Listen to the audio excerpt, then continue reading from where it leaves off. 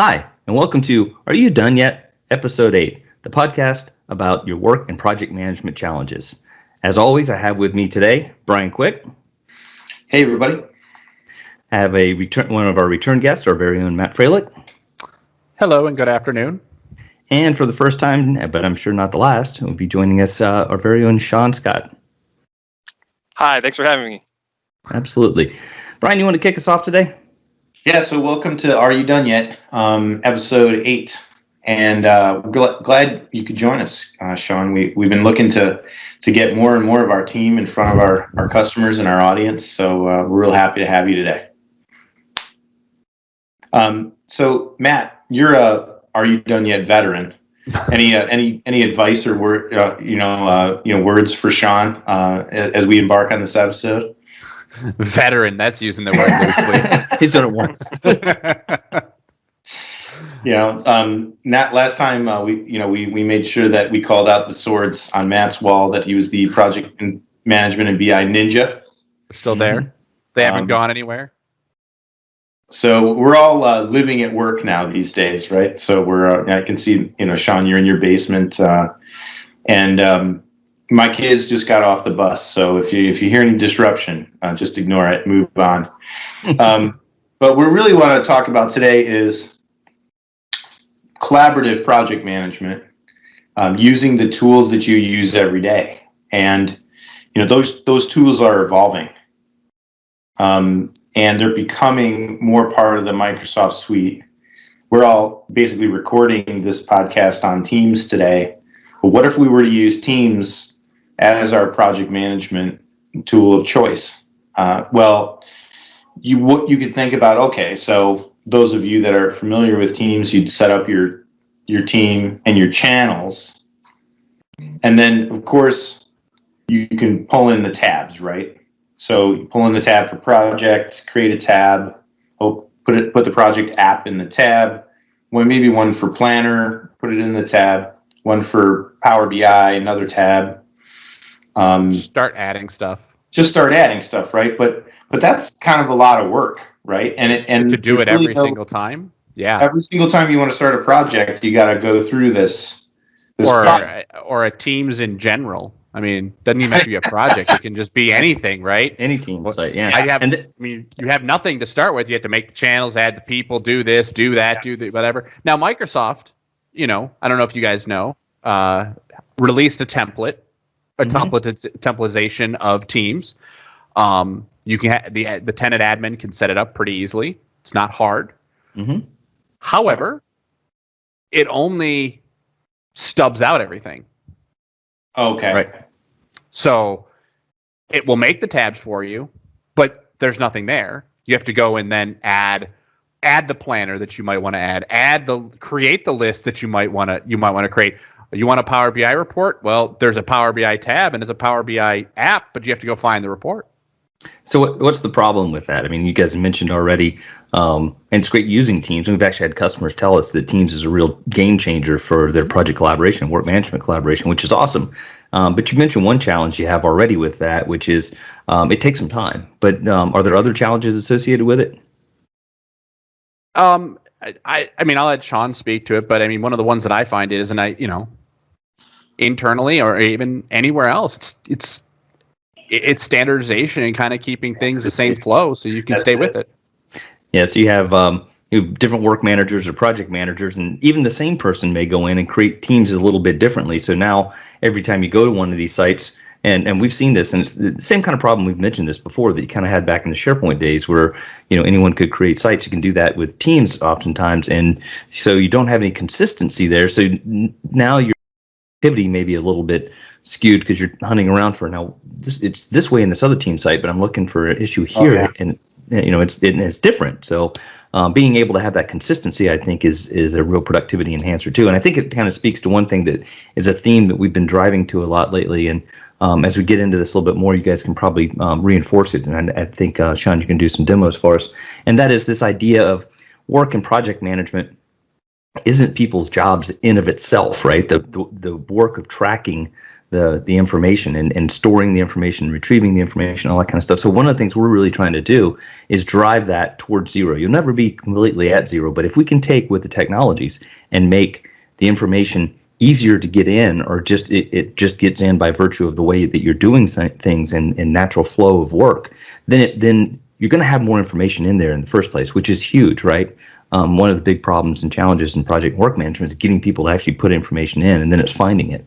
So if you can get this to happen in a more natural way, it's gonna be better for people to have this information where it's easily retrievable, and then you can do more interesting things with it. So I think that's a real theme that a lot of folks are going to be kind of working towards. We've even been talking to customers about that exact theme. How do we get more productivity, and how do we take work out of work management? Mm. Another thing to consider is without standardization, it makes reportability much harder. If you don't have the same fields across your teams, how are you going to tie all that data together to give one picture of where you stand? Yeah, absolutely. And in certain cases now you also can start to, and I may be getting ahead on the demo here, but you can Always start read to ahead. move information around, right? And get into a kind of a central, without getting too technical, I think we're really basing a lot of the things that we're doing now on the Power Platform and the use of the CDS, or the Common Data Service from Microsoft. So that really enables you to have, like you were saying, Sean, a more standardized set of data through the standardization of the usage, and also by using the common tool sets. So we built something to help with this, and these guys did. You and I did build it. So you guys again, witnessed the magic happen, is what it really occurred. We don't Bryan, just observe problems; we solve them around here. Right. So, right, is that what we do? So, again, it's that setup, it's the governance and the consistency around the channels and the tabs that you want to provision, plus much more. Are we going to show everybody a little bit of a little taste there? Show us some of the magic, guys. Yeah, we're definitely going to show that. I do want to. I want to preface this. One of our major design imperatives that we really focused on while we were creating this was the goal that everybody stays in teams, doesn't leave teams, right? Even if the work they're doing is technically outside of teams. Okay, yeah, that's great. Because they're in there all day anyway, and right. The assumption there is that if you stay in teams, you're going to be more productive because that's where your documents are. That's where the fellow employees that you're looking to collaborate with are. So that's really the point, isn't it? Just stay in one place. And I've been living in there more and more every day. I got to be honest. Yeah, me too. It's definitely that. And the big thing is it reduces the thrashing that that's a common thing amongst people who do development, do product creation, those types of things is thrashing. But thrashing isn't limited to them. Thrashing is limited to everybody. You just don't see it as much. Wait, or you don't notice it's occurring. What is thrashing? Am I the only one that doesn't know what that is? No. So thrashing is being pulled in multiple directions, but I have to go here, and then I have to go here, and then I have to go here. All this moving around just threw my train of thought to do my one thing that I was trying to do off. Okay, gotcha. Yeah. And makes it less likely that you might actually capture some of the information you need for that work or project management piece, right? Because you're overdoing something that's related to the actual work. All right. Well, let's show some things, because I think we painted the picture here. Okay. Hope you're seeing my screen now. Mm-hmm. Okay. So what we're showing here is our Teams work management solution. We are within Teams. We're within kind of a high-level general channel where we've created a Microsoft form to take a new project request. And it asks for some simple details, and it kicks off a approval process and a team channel and project provisioning process. So let me quickly get these in. And this is just an example form, right, Sean? I mean, it can be different for, if you have particular needs, you want to capture different kinds of data, right? Yes, very good point. And also different technologies can be used here. So forms is probably a pretty static, pretty simple example of how we can input this data. You can get a little bit more robust using Power Apps, a Canvas app, to have more conditional logic built in, or you could use a SharePoint list to kick these off. There's really lots of ways to start this part of the project. We just chose a forms. Our goal here was just to incorporate more Microsoft tech into the overall solution, but we're already kind of working on changing this out for a Canvas app to make it more flexible. Oh, okay. A couple of the key things that are being prompted. Program. This actually will determine what team the new channel becomes a part of, as well as project manager is who the project owner will be, as well as who will get notified when the creation is complete. And then these other fields are pieces of metadata that get tracked in CDS along with the project. And I know we've talked about it on previous episodes. Sean, CDS stands for? Common Data Service. Boy, it'd be funny if you didn't know that. That would be having an awkward conversation. No, but I wanted to make sure that I know we're all very adept to throwing out acronyms like it's our second nature, but it's easy to have one slide by that no one really realized we actually said. If you want to have a little fun with acronyms, the Tad Haas is the acronym god. And there's a previous episode of Are You Done Yet? Where he said so many acronyms during the course of the episode that we had to make like an outtake track of all the acronyms and combine them together. So check out YouTube for that. It's pretty good. Yeah, it's great. So we're giving it a couple seconds to kick off the approval side. I should be receiving a email notification for the approval, as this well is a time as job, right? This does get kicked off instantly. Looks like it was there. Just because I'm presenting, it hit it, which is cool. So I could approve it directly from the email, but I will also show how you can approve it from within Teams with the Flow app. So under the Flow app, if you go to approvals, you will see a collection of all of the Power Automates that are currently in process that you need to approve. So we have a Power Automate that is kind of waiting to get confirmation or deny before going to its next step. So I'm going to go ahead, and this is just to see. It's got our approval details, project name, some details about it. I'm going to go ahead and approve that. All right. So we'll start to be able to see things happening in real time. You see a new channel showing up. It's named our new project name, and behind the scenes, Power Automate is churning through some setups that we've done, and it's provisioning the channel with all of the tabs that we've set up to be with that program. Well, that's kind of the key here. Is when you approved that, it kicked off a series of events, right, Sean? Yep. A long series of events. We're hitting lots of different technologies. We are creating a project in the Common Data Service.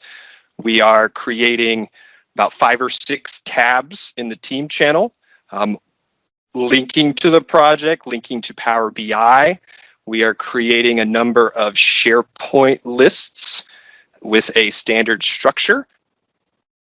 And then it's tracking all of that data in the CDS so that we have the links between them all, which is going to be used later by some of our other automations. So within just a couple minutes, all this technology is going to do all this for you, which is saving all kinds of manual time, and also the ability, or it removes the likelihood of any kind of errors as you're building out that stuff.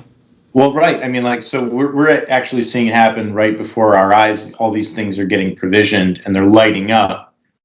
And you're right, Mike. I mean, think of how much time it would take to go and set these things up individually, and then you're losing the consistency and the governance involved. Mm-hmm. We all There's know that. lots of places to mess up this process with this many steps if you were doing it manually. So, it doing all this within 60 seconds, it saved at least an hour or so of time and a ton of risk. Oh What yeah. about a customer that has like a slightly different process or need to what we built here that we're demoing? Is that okay? Can I build that in? Yes, that's the beauty of using the Power Platform. Using Power Automate is that everything we do is low code, no code, very easy to make slight tweaks. And then we'll actually get to it in a little bit. The lists in SharePoint that we created are actually built on configurations. So depending on the customer, if you've got different fields you want to track for risk issues and lessons learned, that is all configurable. So you would actually not have to open up the Power Automate to make those changes. Just go into a Power app and set up some new fields. Or I mean, even doing a different list like action items. Yes, good point. So we'll actually show that configuration as well.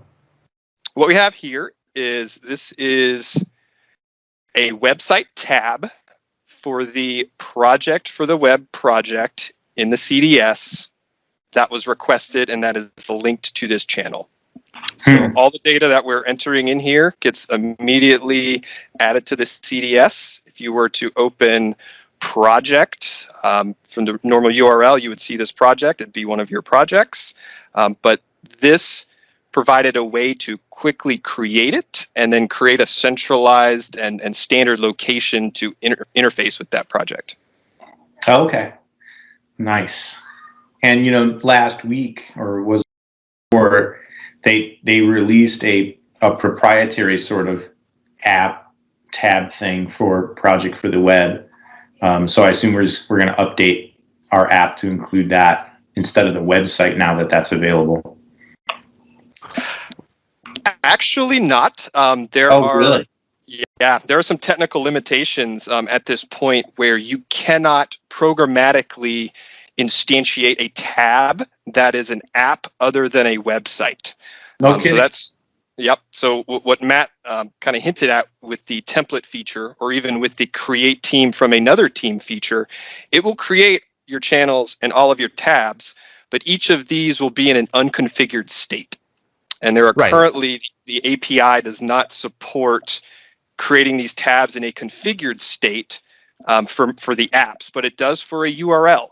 So since we're using in Power Automate the CDS, we're using Graph API to do some of these calls. We're using the SharePoint connectors to make a lot of these calls. But then in the end, all of these tabs are URL links, because a URL, we're spinning everything up in the background, but then using URLs as tabs to get it all together in Teams configured. That's what Mike calls the sausage making, right? Mm-hmm. But there is some significance that's kind of important to that too. So what you're about to see with this report is this report, as Sean put in all the tasks and everything, right? This Power BI report is pre-filtered to your project. Mm-hmm. Now that's important because we're able to filter that through the URL itself. And it's set that way. So if you come in here and accidentally change it, the next time you come in, it's going to be right back to where you started, which means it's contextualized to your project and to your channel. Wait a minute. How immediate is this? I mean, you just entered those tasks on the other tab, right? Mm-hmm. Mm-hmm. So this Power BI report is like, how real time is that?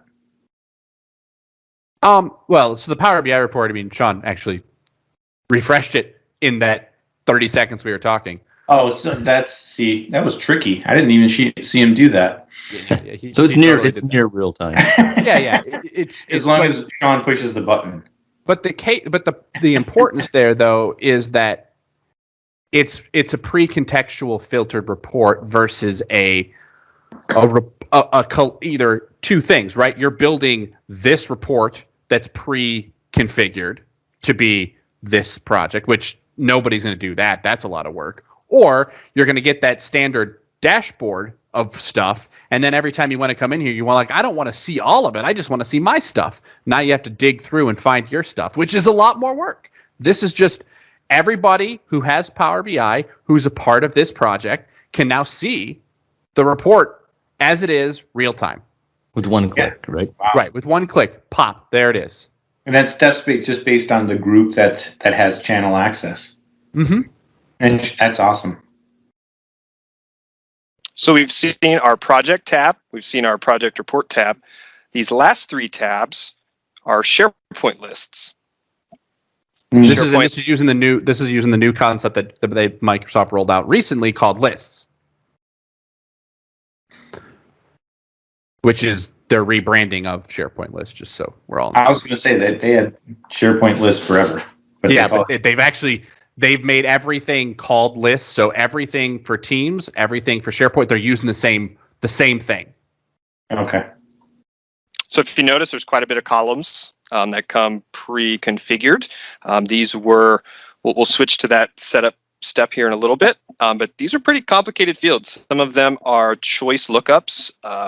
Things like exposure is a calculated field. So you can, any type of field you could set up in a SharePoint list, we can configure so it gets set up during this project request process. A lot of the things we hear from customers is, project for the web is an easy to use tool. It's simple. I like it. But it's not a portfolio management system. It doesn't have all up risk and issue reporting. Does this tool help with that kind of conversation?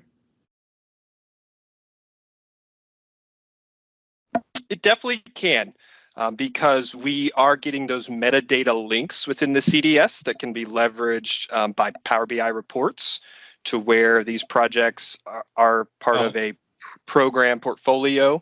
We're also tracking department details. So those are all things that Project for the Web doesn't necessarily do natively, tracking extra project metadata. Right. Okay, exactly. And one of the things you saw from that form, right, when we created that, is he filled in a few fields in the metadata. That is already being, as opposed to having to go and do this and then this, it's already added when it created the project for us. Oh, right. Yeah. So that's pretty cool too. Isn't that, it's not like you have to create your project entity and then go back later and admin. Update some stuff over in this other location because it's not part of the project for the web native. Mm-hmm. It's part of the whole thing. So because we're doing this all programmatically in the background, it's able to do all this stuff and you don't have to think about it. You don't even have to know it exists. You're just kind of going through and filling out the form, which is really the easiest intake thing you could possibly do. Absolutely. Unless it exists somewhere else already, Matt, and what are the possibilities with that? Let's say that this data is somewhere, you have an intake SharePoint list. You cut this piece out and you use it from that piece. I mean, just by maybe even promoting it to a certain point of a workflow or something. Yeah. It can trigger off of something, and from that we just all we do is we change where the entry point of this workflow. Yeah. Where it's pulling from. Oh, that's pretty powerful stuff. Yeah. Again, though, the reason we have it as a form is because a form can be embedded right into the team. So now it's part of this. Sure. So what we're going to show now is what are some of the ways that you can log a risk or an issue or lessons learned. One of the cool ways we're going to show is by conversation. So if someone were to bring up just in conversation, you see something, hey, this should be marked as a list or marked as a risk, then you actually get contextual Power Automates based on this conversation. There we go. To create risk. And so this is Power Automate using an adaptive form to where it's prompting for some additional information about that to get the risk. What did you click on to get on here on this screen? I'll show you. I'll do it again. Cancel it and do it again, right? I could. Yep. Let me just finish it. We could offer additional descriptions if we wanted, but it does take the text from the original message. So the way to initiate this is there's an ellipses here on the conversation. Oh, yeah.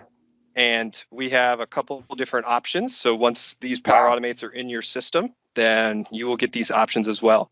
So that's really cool. So that's while you're in course of having a conversation, you can just say, I need to throw this over as a risk or an issue or lessons learned or the different categories it could go into, and it's going to pop that form, and then you just finish filling out that information, goes right in. So at the top of the conversation, one of the things that we said was we're trying to make it easier for people to get information in as just in course of doing their work, and this looks like it just does it. I mean, just right. It just did it.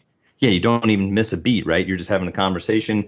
Literally takes an extra 10 seconds to get it in there. And one of the things that we've heard customers say over and over again is in issue and risk management is getting people to do it is tough, right? Because you have to go into each project site, even if you're using a tool like Project Online, you have or to go an Excel open the project document. or an Excel document or whatever, which is a different set of problems, right? Because now Excel's everywhere, and it may not be a single source of truth. But even with Project Online, you can do a report to pull them all out and look at them in one place, but you can't manipulate them all in one place. So you're getting them in very easily here. And then I think you're going to show something in a minute that's how you can actually manipulate them all in one place as well. Yeah. Yes. Well, and the power about this, right, is let's say I'm a project manager and Bryan and Sean are discussing something. Maybe they don't realize it's an important thing. Maybe they don't think it's a risk. Maybe they don't think it's an issue. So they're not logging it. That's fine, but they're having a discussion around it. And me as a PM, I'm gonna go, oh, that seems important. I want to put that up there. Wow. And I don't have to, I don't have to lose track of it and go to different screens and copy and paste and do all this stuff. I just add it. That's really powerful stuff, guys. I mean, you basically created the equivalent of the like button for a risk in an issue, right?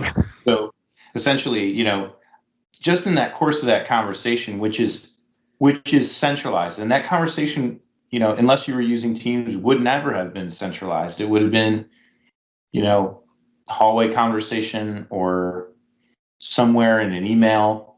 And now, because that's in the threaded discussion in Teams, you escalating that right to an issue and then editing the details from there with like one click. That's really amazing. I love that. And from the beginning of this, you're not leaving Teams. You're not leaving Teams. Okay. Yeah. Awesome. Right. I knew and we've tracked. You guys were smart, but I didn't know that you were that smart. It's really trying to keep everybody to do the stuff that needed to do, and as Mike said, reduce that overhead needed to get better successful results. Right. Project Online or Project Server never had that. No, not. And this is way beyond kind of the capabilities that we're used to.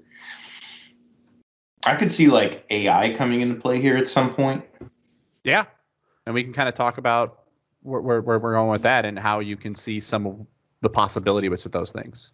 And bots potentially as well, right? Well, actually, what you saw there, that little thing that we just did, the escalate, that's called a flow. That's a flow bot. Yeah. So you're already using them. That's awesome.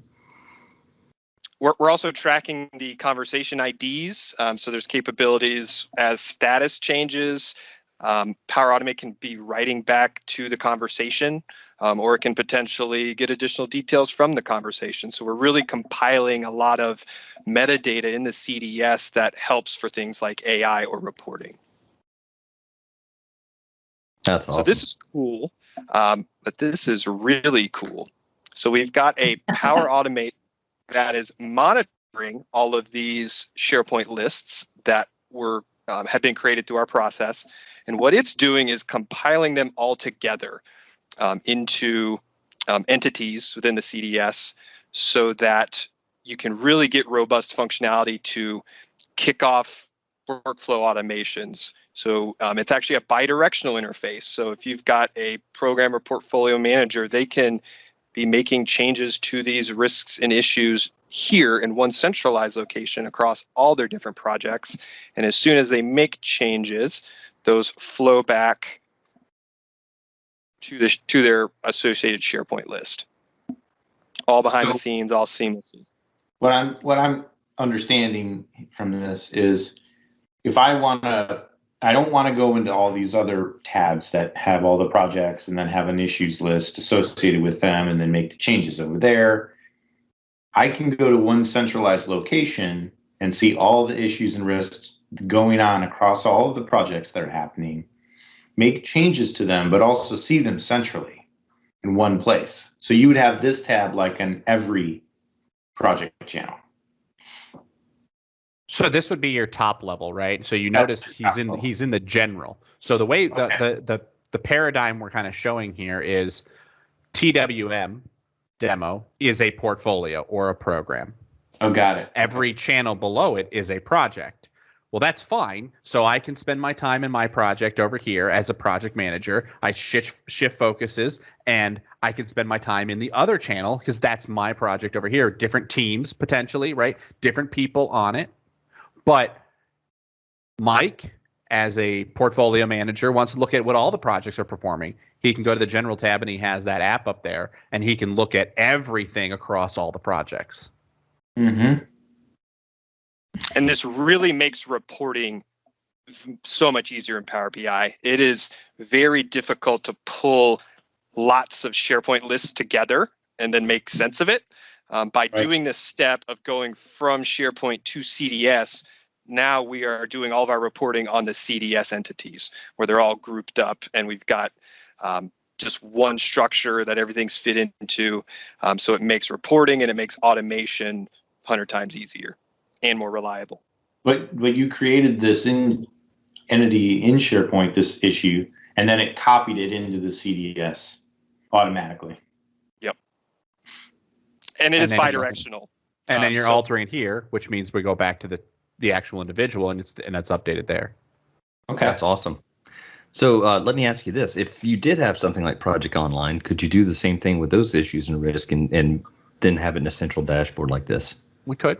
I mean, so instead, there's differences, right? We wouldn't actually create the lists like we have here. They exist in Project, right? Right. We would just do instead of a list, a tab that links to a SharePoint list in Teams, it would be a tab that links to a project site, a specific project site with a specific teams or with a specific project online, and it pulls it into here. And then you can do the same thing where we look at this and write to the CDS, and you have the same component. In fact, you could have both Project Online and Project for the Web behaving the same way in the same environment, and you don't even know which one you're using.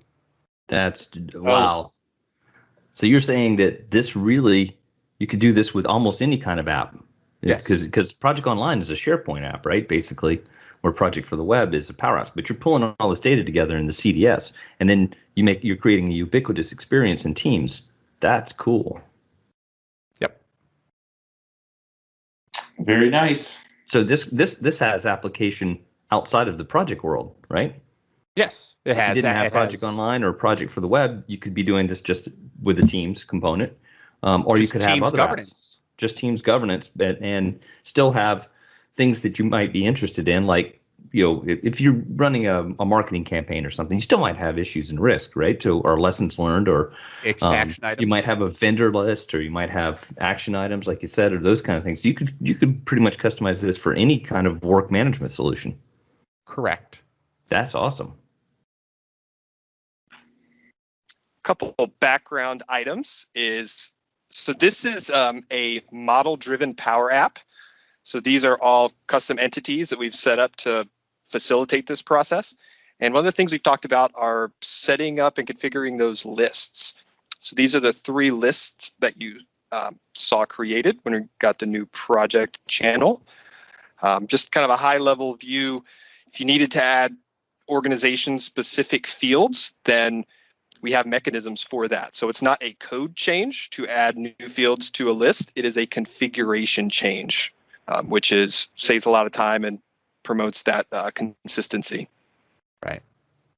Now, the other thing that we have here,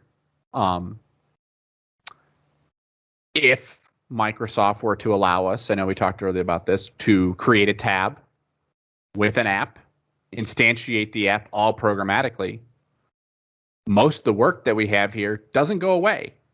It just can replace it we basically just alter the configuration component to create an app as opposed to an app and a tab as opposed to what we currently have, and it just keeps working. Yep, we're using HTML tabs here because we're pushing the envelope a little bit, and this is what the technology allows us to do at the moment. But they're rapidly putting out new features for APIs for Teams and everything else. So definitely think in a few months we'll probably be able to spin up tabs that are configured for apps. Right. Yeah, it just depends on what opens up to us so that we can play with the doors that we have. Yeah. So if I'm a customer and I kind of like what I see here and the potential, maybe my use case is slightly different. Maybe I want to get the new project ideas from somewhere else. I don't want to do it for them, whatever. But I get it. I understand the concept. How can I work with Innovative E to get this rolling at my company?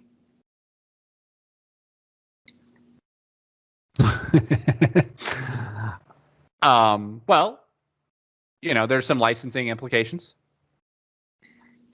Your screen went away. Why don't you say why do you say licensing implications? So, well, like everything else, right? You need to have, so we'll need some Power Apps licenses, some Power BI licenses, things like that. I mean, in order to use this, even if to do anything, right? But the best part about that is as soon as you get those licenses for this, those licenses become available to doing anything else you want to do, up to and including extending this to be more tailored to your organization. Right. But even on those licensing, for most of the users who would be using this from a Teams perspective, they would only have to have the base, like that $10 Power BI or Power Apps Power Platform, right? Or would you they might even have get to away have that? with a lot of them Teams? being just Project for the Web. For this particular use case, Project for the Web and Power BI, because the standard user isn't really going to go into the Power App specifically. Right. Only if you want. And that stuff runs in the back, right? So you end up with what we recommend is a service account that's driving all the Power Automates in the background. That would need to be licensed. Your portfolio managers are going to need Power App, and they could run around with that with the $10 license. And then your admins would need a full license. Right. What about for the issue and risk escalation from the post? That Flowbot is standard Flow components with Teams. Oh, okay. Wow. So cool. It's part of your Teams licensure. Well, or your M365 licensure, I should say.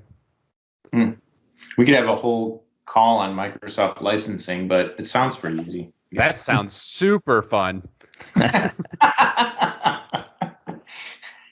We could also watch paint dry. All right, but moreover, and kind of what I was leading the question, if you guys didn't get that before, is, Innovative E can help you figure out what your particular use case is. And we've already built this, so we're kind of starting from a certain point instead of building it from scratch. We can institute this in your tenant and talk to you about specifically how you'd want to use the collaborative project management you see inside Teams for your company. And actually, yeah, I mean, I knew you were leading me. I just wanted to make sure we did mention licensing because it is important. There actually is something else to understand more without going too into the weeds of the architecture of the solution is it's layered. So Power Apps allows for layering, meaning you can install, say, that governance level, just the team setting up stuff for you and being done with it. That's kind of your base layer. The Project for the Web's component, maybe some of the risks, some of the issues, or other things, right? The write back to the CDS, that type of stuff. That's the second layer. And they're managed solutions, so that means they're kind of installed wholesale and structured the way you're expecting them to be. Not, okay, we gave you all the bits, good luck, have fun. All right. But then there's a third layer. The third layer is actually your extension, what you need for your organization. So when you think about that, it's going to be, what do I need to have done that's tailored to me, that's tailored to what I need that isn't there. And that's kind of what the that third layer is for. And that would be your unmanaged solution. That's your extension. That's your either we're doing it as, helping you do it or training you to do it yourself. Right. Which brings up another point, Bryan, to extend on how you can engage is we offer training for Power Platform. We actually have one around building a solution very similar to this. We also do things like assessments for folks who've done some of their own. We were just on a call earlier today with a customer they've got 5 or 6 Power Apps. They built one part of the way. They need a little bit more, taking it to the next level, kind of assess the process across the board and make some best practice recommendation, and then enable them to do a lot of the work on their own. So there's all kinds of different ways we can engage with folks to help them out in this kind of space. For sure. Cool. Why don't we take the screen share off for the rest of the call? Sure.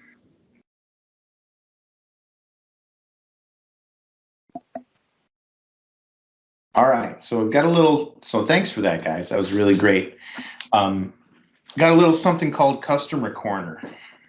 So Customer Corner is a segment we do at the end of every Are You Done Yet podcast, and talk about conversations we've had recently with customers, not mentioning any names specifically, but scenarios that you might be able to relate to, things that we're helping others with. So a couple have come to mind that are pretty cool, and we are having a lot of them lately. But basically on the same tip, so Power Apps, right? Got a customer that came to us that kind of dipped their toe in the water on Power Apps a little bit, low code, no code.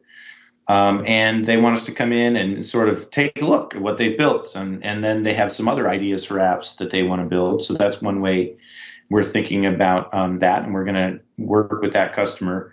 And we're meeting them where they are. So it's not that we're creating something completely from scratch. They've actually gotten started. Yeah, absolutely. Yeah, another one that comes to mind is we were talking with a customer about, and they've launched an initiative to try to do some of the things that we just got demoed today. They're trying to increase productivity through keeping people in the central work area. Now, they weren't really thinking of it in the Teams area, but I think now that we've discussed it with them, they may be thinking in that direction. But they're trying to just keep the work experience more concentrated and tie the work data elements together so that they don't have to go hunting for stuff all over the place. And this is a large healthcare organization. It's one of the largest in the country. So you can think, they have hundreds or thousands of project managers managing many thousands, maybe 10,000 or more projects across the board. Just a small productivity increase for all of those folks can, their internal costing structure. I think they told us their project managers, they cost them out at like $120 something an hour internally. And that's not an external consultant, right? That's an actual cost of your employee. You save just a little bit of time or productivity. Starts to add up really quick. It adds up to some serious productivity savings, and even better than that, it's not just that you're saving the time so that the project managers can concentrate or work managers can concentrate on something else. It's the quality of what they're doing, because they can spend more time on it, and because the data and results are so much more predictable because it's all standardized. The quality of what you are managing is going to go way up. So the human element of the work and project management, where you have to come in and make decisions, it's going to be exponentially better than it would be if you're spending most of your time hunting around things and then getting things into a central kind of standard data format and then trying to make the decision. It's one of the things we've talked about for years with customers is try to stop focusing or spending all of your time on where are we and really focus on what do we do about where we're at. When you find that, this thing's over budget or this risk has been identified or this is off schedule or whatever, now spend the human time on doing that and try to let, the technology do the rest. Yeah, that's a really good one. Guys, we're seeing a lot of people wanting to either upgrade to Project Server to 2019 or go online, and that's not that's not something that's a small part of our conversation. That's a pretty big chunk of the conversations that we're having, because what's happening is these folks are on 2010, they're on 2013, and then you've got the end of life for 2010 coming up in April. Right. Yep. Absolutely. So we're happy to help with that. We look at, the tool set kind of in a renewed way. Project Online is a very viable product and is still the best project portfolio the most comprehensive project portfolio management solution on the Microsoft platform. Absolutely. Like we said, we can actually tie it in with this type of solution as well, which is the thing of beauty, right?